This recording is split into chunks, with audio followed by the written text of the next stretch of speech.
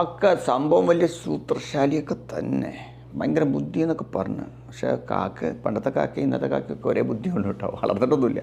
ഏതായാലും കാക്ക വിടാൻ തയ്യാറില്ല. കാക്കയ്ക്ക് ഒരു വിത്ത് കിട്ടി. ആ വിത്തിനെ പൊട്ടിക്കാൻ കല്ല് വെച്ച് ഇടിച്ചാൽ പറ്റുമെന്ന് മനസ്സിലായി. പക്ഷേ എത്ര ശക്തിയിൽ ഇടിക്കണം എന്നുള്ളത് കാക്കറിയില്ല. എന്തായാലും കാക്ക ശ്രമിക്കുന്നുണ്ട്. എന്നാലും ഒരു ശ്രമം നടത്തുമ്പോൾ ഒരു ശ്രമമായിട്ടൊക്കെ തോന്നണ്ടേ. അല്ലാണ്ട് ഈ വാൽനട്ടിൻ്റെ മേലെ ഈ സ്റ്റിക്ക് അങ്ങനെ മറിച്ചിട്ടാലൊക്കെ അത് പൊട്ടുമോ?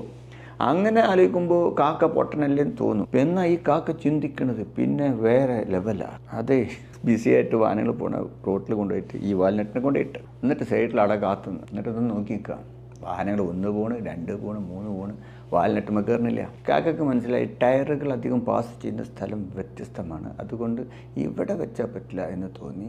അപ്പോൾ കാക്ക കുറച്ച് അപ്പുറത്തേക്ക് മാറ്റിയിട്ട് ടയറുകൾ കൂടുതൽ പോകുന്ന സ്ഥലത്തേക്ക്. അപ്പോൾ വണ്ടികൾ വീണ്ടും പോണ്, അതിൻ്റെ അടുത്ത് കൂടെ കുറച്ചും കൂടെ അടുത്ത് കൂടെ അങ്ങനെ പോയിക്കൊണ്ടിരിക്കണം. കാക്ക അക്ഷമനായിട്ട് പുറത്ത് അവിടെ കാത്തുകൊണ്ടിരിക്കണം. അതിൻ്റെ ഇടയിലൊരു സ്നാക്സ് എന്നുള്ള രീതിയിൽ അപ്പുറത്തുനിന്നൊക്കെ ഓരോന്ന് പെറുക്കി തിന്നുന്നുണ്ട്.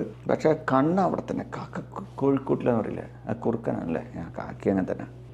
പൊട്ടി, വണ്ടി കയറിപ്പോയി, വാൽനട്ട് പൊട്ടി. പിന്നെ കാക്ക സംഭവം നടന്നു എന്നുള്ള രീതിയിൽ മുന്നോട്ട് വന്ന് എന്നിട്ട് അടിപൊളി സദ്യ.